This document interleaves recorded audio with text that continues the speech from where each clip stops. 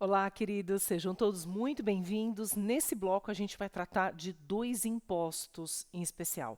A gente vai falar do ICMS e do ISS, o que pode aparecer na prova de primeira fase, né? Bom, a primeira fase, durante um bom tempo, abandonou o tema de impostos em espécie. Durante muitos anos, isso não foi cobrado pela Fundação Getúlio Vargas. Mas de algumas provas para cá, o examinador passou a cobrar alguns temas inéditos na prova.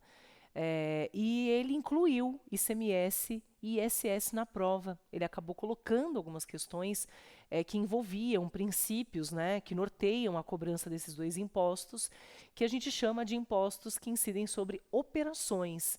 Então, operações de prestação de serviço, ISS, que também pode ser chamado de ISSQN, Imposto sobre Serviços de qualquer natureza, e o ICMS, que tem 5 bases econômicas diferentes, né? Ele é cobrado em várias operações diferentes, distintas, né? Então, o ICMS ele é o imposto mais desenvolvido e tratado pela Constituição Federal de 1988, e a gente vai falar sobre alguns aspectos dele para que a gente esteja pronto, né, para uma questão que possa aparecer na primeira fase lá da Fundação Getúlio Vargas, e na sequência a gente passa a falar do ISS também nesse bloco, tá? Então a gente estuda o imposto dessa forma. Por que não estuda o imposto estadual, municipal ou federal? Porque não é isso que aparece na prova. A gente vai falar sobre a competência, quem são os entes políticos que podem cobrar, por exemplo, o ICMS. Mais importante é você saber a diferença de um para o outro. Por que em algumas operações cobra-se ICMS, que incide sobre a circulação de mercadorias e prestação de alguns serviços, e por que em outras situações cobra-se ISS. Então a gente vai tratar da diferença dos dois, né? Quando que numa prova você responde que é devido ICMS e numa prova, ou nessa mesma prova, você responde que é devido o ISS, as diferenças entre eles. É muito mais importante do que você ficar decorando o que é tributo estadual, municipal ou federal. A gente vai falando para você, ao longo do curso, que quem é o ente político para cobrar, quem tem a competência privativa para cobrar aquele imposto. Então você não vai ficar perdido nesse aspecto, né? Você vai ficar aí tentando adivinhar quem que cobra o imposto. Essa nem é a intenção do examinador. E se ele perguntar, é porque ele está te dando a questão. Por exemplo, se ele falar que o Estado é quem cobra ISS, ele já te deu a questão, ele queria que você acertasse mesmo. Dê graças a Deus, né? Jesus amado, estou abençoado, Deus abençoa aqueles que estão enlouquecidos com a prova de primeira fase. Se for essa situação, dê graças, dê glória ao Pai. Agora, se não for, é porque ele teve talvez uma intenção de fazer com que você desenvolvesse um pouco mais o estudo naqueles dois impostos, naqueles dois tributos. Tá? Então a gente vai lá para a lousa e vai colocar as informações importantes a respeito desses dois impostos. Né? A gente chama de impostos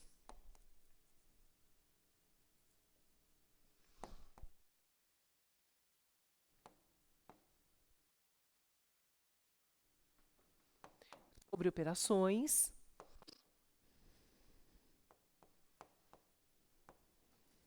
ISS e ICMS, tá? Impostos sobre operações, ISS e ICMS. E a gente começa a tratar deles dois, tá? Vamos lá. A gente começa por ICMS, é o primeiro que eu vou tratar. Opa, é o primeiro que eu vou tratar aqui. Começo a falar do ICMS. O ICMS é imposto de competência dos estados. E o ICMS está previsto pelo artigo 155, 2 e parágrafos 2º ao 5º da CF, mais a Lei Candir. Opa, mais a Lei Complementar. Deixa eu só desfazer aqui. A Lei Complementar 87 de 96, a Lei Candir. a Lei Candir, tá bom? Lei Complementar 8796, que é apelidada aí de Lei Candir, a parte mais robusta, né, do ICMS, está composta aqui tanto na Lei Candir quanto no artigo 152 da Constituição Federal, lembrando que é de competência privativa dos estados, são os estados que podem cobrar ICMS. ICMS é devido, então, em operações muito heterogêneas, extremamente distintas, né, umas das outras. Então, a gente vai falar sobre algumas dessas operações de ICMS, tá? Então, vamos lá. ICMS incide sobre a circulação de mercadorias. Mas ICMS incide também sobre a prestação de serviços. Serviços de transporte. Serviço de transporte interestadual e coloquei mais aqui, né? Serviço de transporte interestadual e intermunicipal. Então, incide sobre a circulação de mercadorias, mas transporte interestadual e intermunicipal. ICMS incide também sobre serviços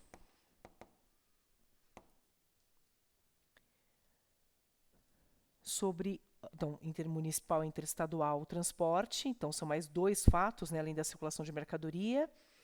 Os serviços de telecomunicação e comunicação.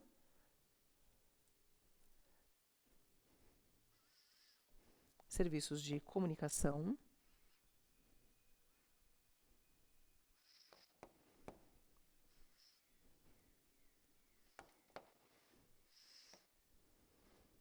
E telecomunicações, na modalidade gratuita. Então, quando houver gratuidade, perdão, desculpa, olha que maluca, modalidade onerosa, eu queria falar sobre imunidade e acabei me adiantando, desculpem. Então, na modalidade, modalidade onerosa, né, na modalidade de TV por assinatura, né, TV paga, comunicação e telecomunicação onerosa, já que na não onerosidade, ou seja, na recepção livre, gratuita do sinal, né, de comunicação, telecomunicação, a gente tem imunidade, tá? Então, serviço de comunicação, serviço de telecomunicação, serviço de transporte interestadual e intermunicipal, serviços, circulação de mercadoria, incide sobre combustíveis.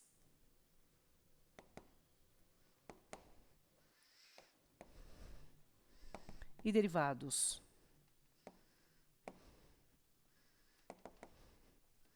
De petróleo, incide também ICMS, né, uma operação que é alcançada pelo ICMS.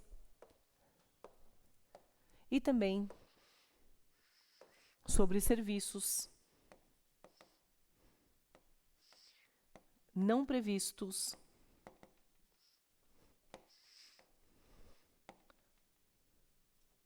na competência municipal, na competência dos municípios, tá? Alguns serviços que não estão previstos na competência do município são serviços de competência privativa dos estados. Os estados é que podem cobrar. Significa dizer que se o serviço não estiver previsto lá na lei do ISS, ele poderia ter, se tiver previsto, a incidência na lei, se tiver previsto, a incidência de ICMS, tá? Vamos falar sobre alguns fatos que podem aparecer na prova a respeito, por exemplo, das mercadorias, algumas coisas a respeito da circulação de mercadorias. Na circulação de mercadorias, só vai incidir se essa circulação se for jurídica.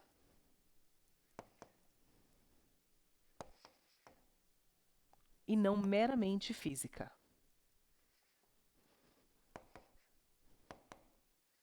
Se essa circulação for meramente física, ou seja, importar, em mero deslocamento, já vou parar para explicar.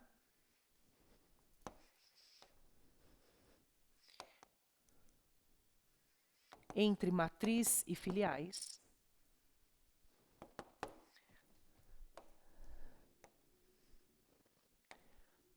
Não há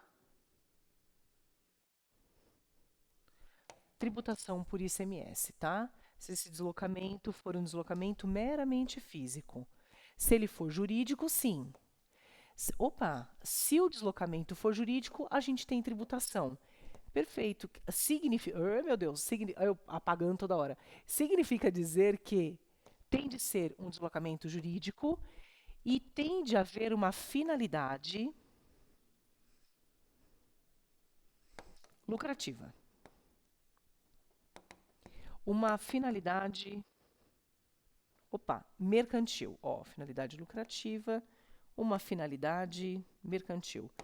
Aqui significa dizer que as doações não podem ser alcançadas pela tributação do ICMS, porque não tem finalidade lucrativa. E o ICMS ele só vai incidir quando houver transferência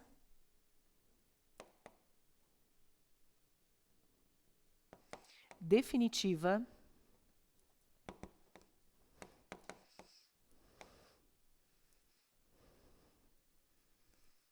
de patrimônio entre o alienante, que era o proprietário, o alienante do bem, que era o proprietário, e o adquirente.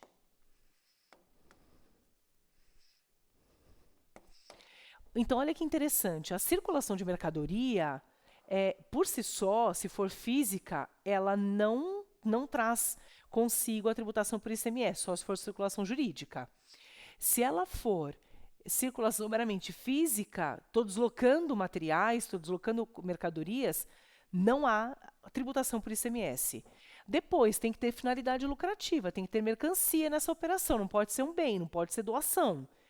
E a transferência tem que ser definitiva entre o alienante e o adquirente. Por exemplo, o comodato não incide ICMS, não incide o ICMS no leasing, porque não se trata de transferência de propriedade, mudança, troca de titularidade. É isso que a gente fala. Se tiver troca de titularidade, que é essa transferência definitiva, ó, troca de titularidade, aí nós temos a tributação devida por ICMS. O ICMS vai incidir naquela operação porque trocou a titularidade de um para o outro. Então, alienante e adquirente acabaram realizando uma operação e essa operação é uma operação mercantil, com finalidade jurídica, reflexos no mundo jurídico, em que a gente vai ter o sujeito ativo, o sujeito passivo, eu posso ter o substituto tributário, finalidade lucrativa e essa troca, transferência, transmutação de titularidade, né? Então, por isso que eu tenho a circulação de mercadorias. A gente tem uma ressalva bastante importante que pode aparecer na prova, que é com relação ao serviço de transporte. Nos serviços de transporte, isso daqui apareceu na prova de primeira fase. Olha que interessante. No serviço de transporte, nós temos 3 tipos de serviço, na verdade. Ó. Intermunicipal,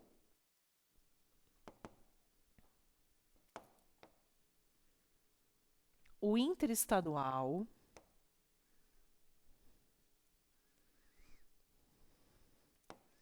e o intramunicipal.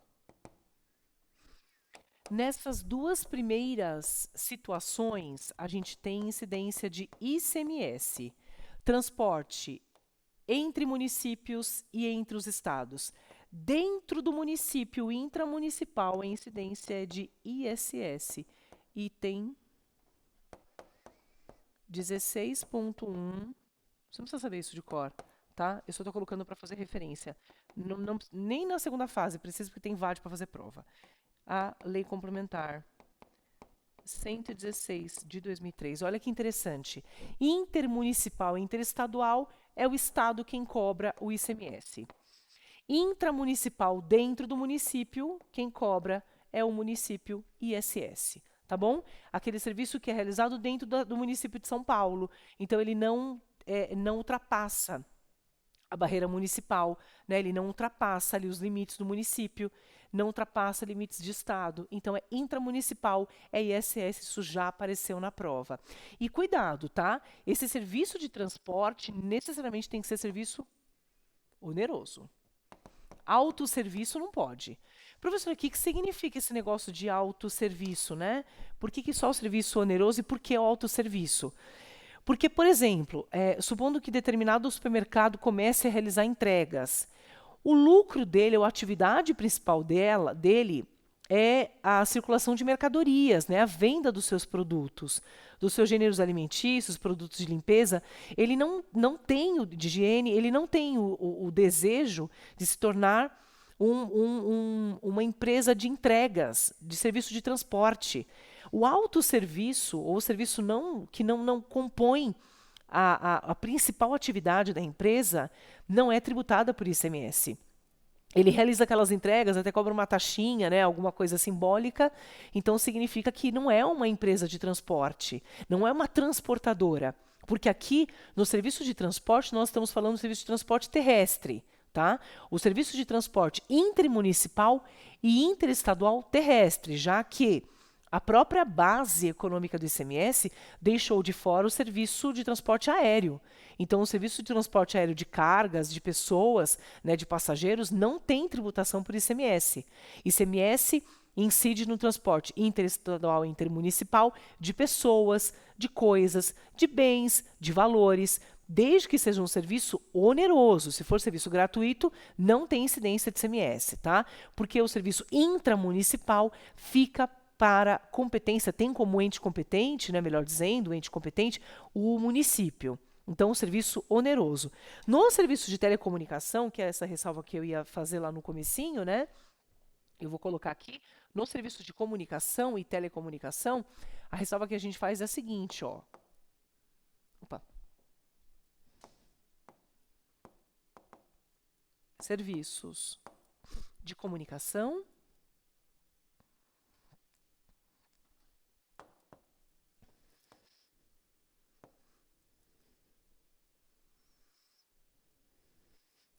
ou telecomunicação. Nessas duas hipóteses aqui, ó, um ou outro, a gente tem imunidade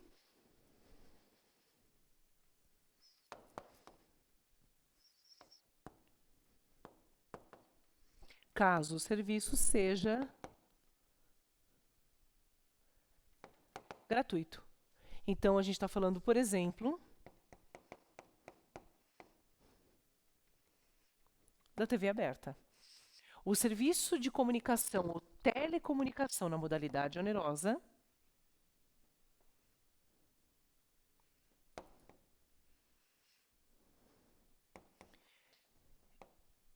é fato gerador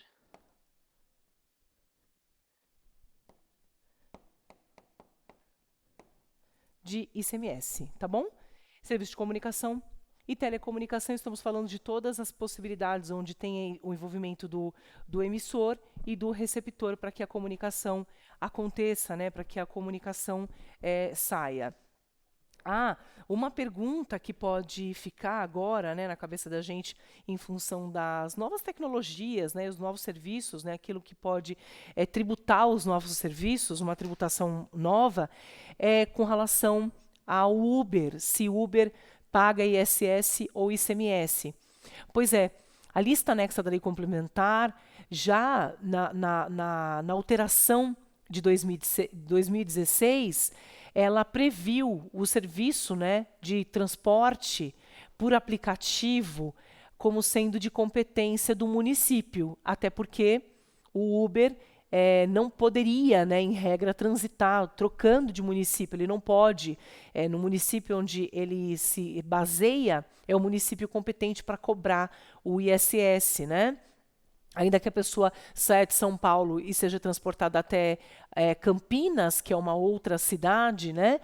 Mesmo assim, a gente tem a tributação por aquele local onde ele está registrado e baseado, onde ele realiza toda a base, né, de regulação e regulamentação para ser motorista do aplicativo da Uber. Então, ele recolhe ISS para os cofres públicos do município, não é considerado um transporte interestado, ainda que ele mude de estado para levar uma pessoa de um estado para o outro, ele deve, então, não ICMS, mas sim ISS aos cofres públicos, tá? A Lei 157 de 2016, que alterou, na verdade, ela aumentou, né, a base de cobrança, ela aumentou as hipóteses de cobrança de ISS, ela largou essas hipóteses e uma delas é o transporte de passageiros que é realizado por motorista. Esse tipo de serviço é tributado pelo município e ISS considerado em regra como sendo um serviço intramunicipal ou como mais evidente como sendo intramunicipal, que está também lá no item 16, que tem os seus subitens, tá? Para tratar do serviço de transporte, tá bom? Então, só para ficar lá, porque a pessoa fica pensando, nossa, professor, agora eu vou ficar pensando no Uber, né? O que se paga, né? Então, o motorista paga ISS. A empresa de aplicativo, a empresa em si, Uber, paga ISS por conta da disponibilização e desenvolvimento do aplicativo, mas para o município também, tá bom? Então, só para ficar claro aqui, a gente não ficar viajando na maionese. Uma outra coisa que pode aparecer na prova é com relação à concessão de isenção e benefício fiscal de ICMS. Isso já apareceu na prova de primeira fase. Queria que a gente tivesse aqui isso como sendo atenção, né? Um ponto de atenção aqui para o ICMS. Isso aqui acontece só com o ICMS. Então, eu vou até colocar aqui, ó, benefícios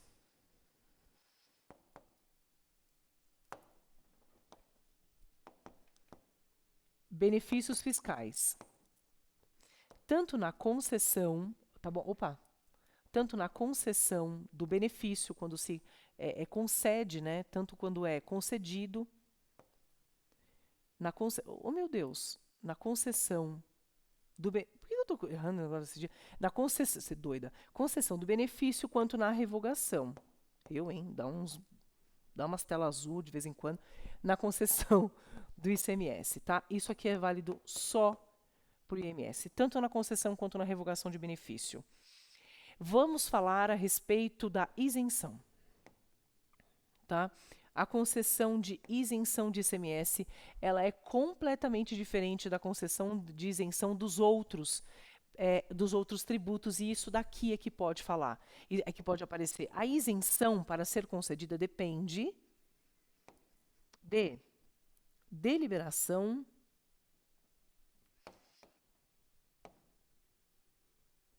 do CONFAS, do Conselho Nacional de Política Fazendária. E essa deliberação significa o seguinte: deliberação de todos os estados da federação. E aí, depois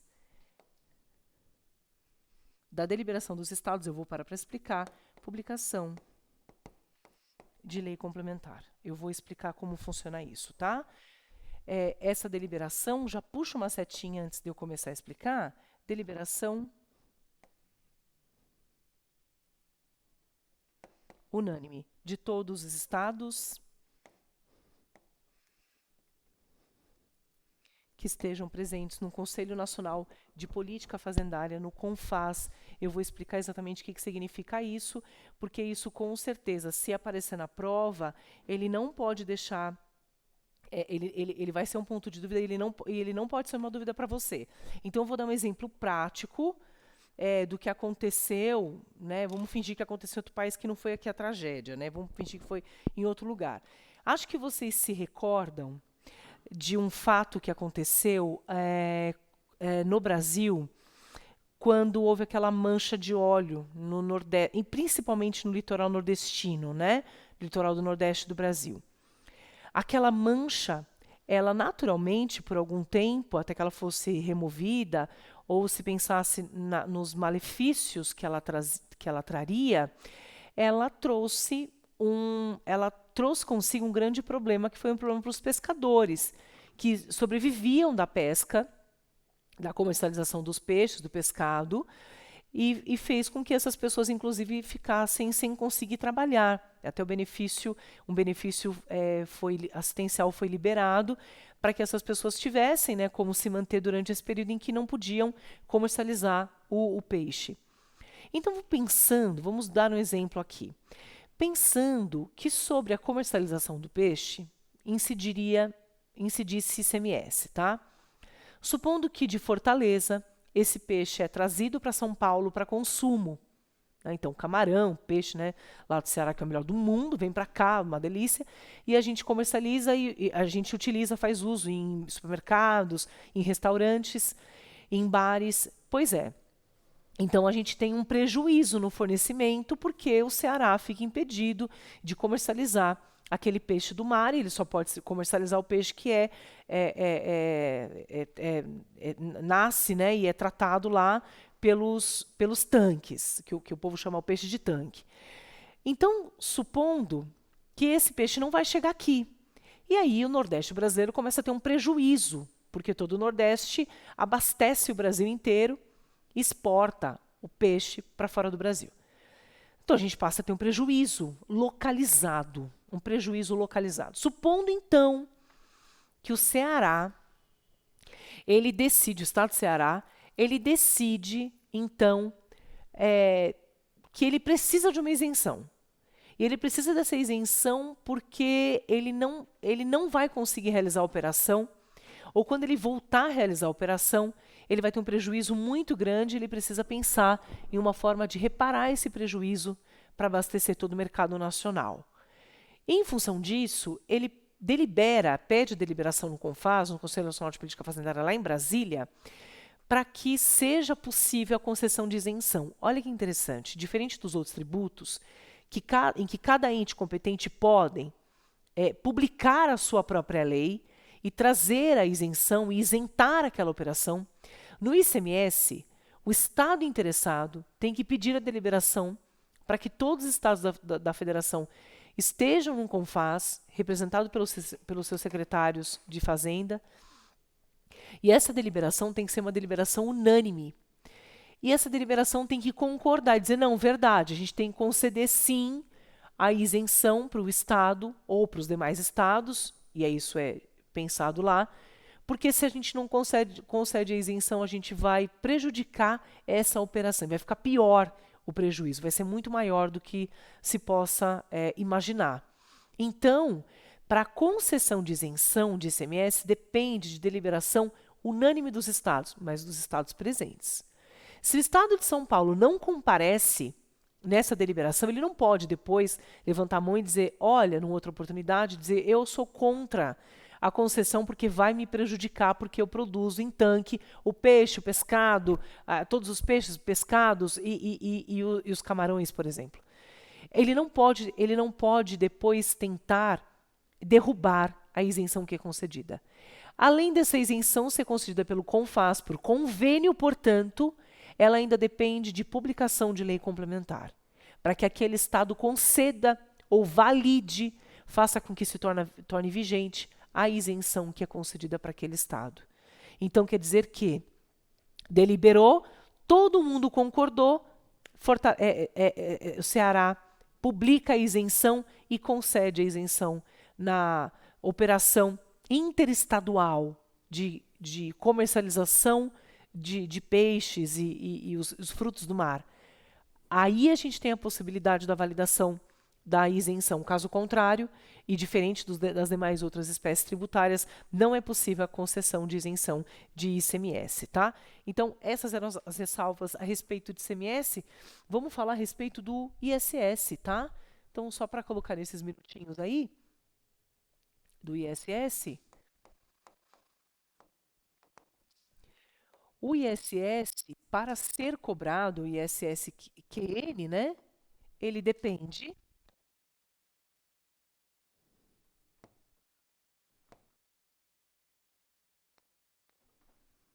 de previsão expressa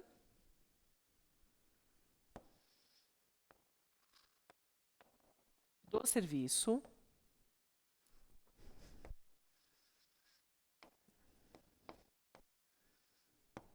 na lista anexa a Lei Complementar 116 de 2003.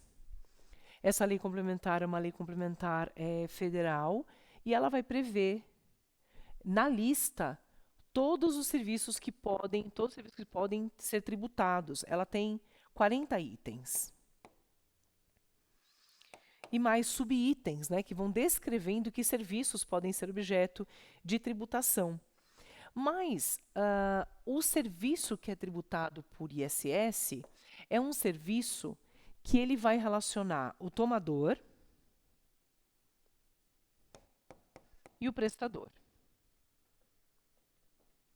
Sendo que este serviço, né, que faz com que haja uma relação entre os dois, é um serviço personalíssimo.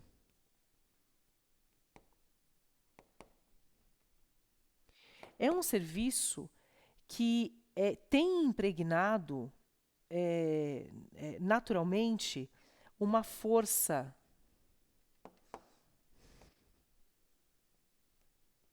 ou um esforço humano.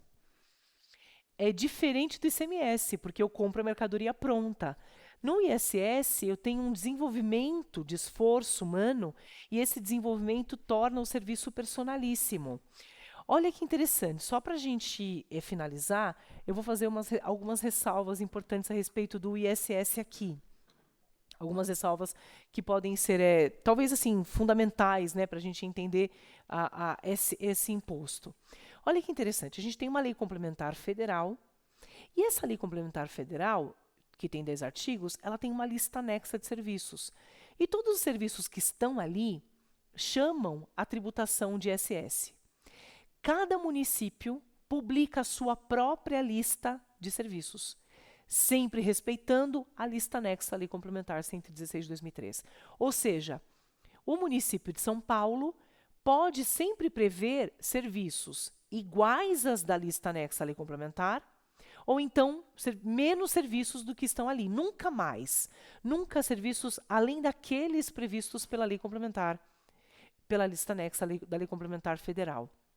Então, quer dizer que cada município vai publicando a sua própria lista anexa, e essa lista anexa nunca pode ser contrária à lista nacional, à Lei Complementar Federal, sempre prevendo ou igual ou menos serviços.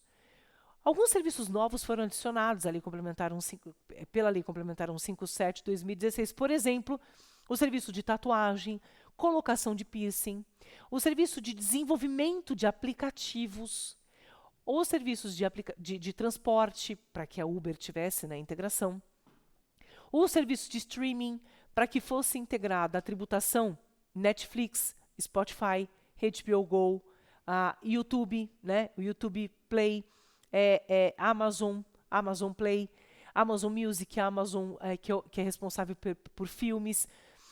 Então, veja você, Amazon Prime, né, que esses serviços são serviços novos e que o município já chamou para si a competência, ou seja, o Estado não pode cobrar.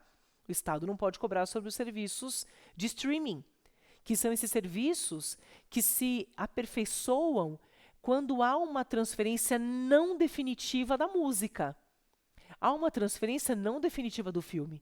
Tanto é verdade que se você bobear, o filme e a série saem da Netflix e você não tem o direito de manter aquilo. Professor, mas eu consigo baixar no offline, no Spotify, por exemplo, no Spotify, como é que é o nome, gente? Spotify Premium. É Premium, acho que é Premium, né? Sei lá, é um desses negócios assim. Aí, professor, mas se eu baixar, eu consigo escutar offline. Enquanto você pagar a assinatura, mantiver a assinatura em dia, permanece na nuvem, não é na sua propriedade. Diferente de você adquirir CD, DVD em uma loja, não permanece na sua propriedade. Tanto é verdade isso, que se você deixa de pagar, ou se eles trocarem os filmes, porque eles recebem uma cessão de direitos para fazer isso, se ele tirar o filme do seu catálogo, acabou. Você também não tem mais acesso àquilo. Eu discordo da tributação de ISS, mas é só uma discordância minha, né? e de uma grande parte da doutrina. Mas, para fins de prova, você vai dizer que o ISS é devido porque está na lista anexa à lei complementar. Você vai dizer que é serviço porque o município tributou e a competência é privativa para tributação. A alíquota de ISS mínima é de 2% e máxima é de 5%. Está previsto na lei complementar no artigo 8º e 8º-A. Ou seja, o município não pode tributar menos de 2 nem mais que 5. Ele vai publicar a lei dele. Cada município se inspira na lei complementar, publica a sua própria lei, prevê os serviços que estão na lista ou menos do que os serviços que estão na lista, e eles só podem cobrar a alíquota de 2 a 5%. Menos de 2, máximo de mais de 5, ilegalidade na cobrança está desrespeitando a lei complementar federal. Tá bom?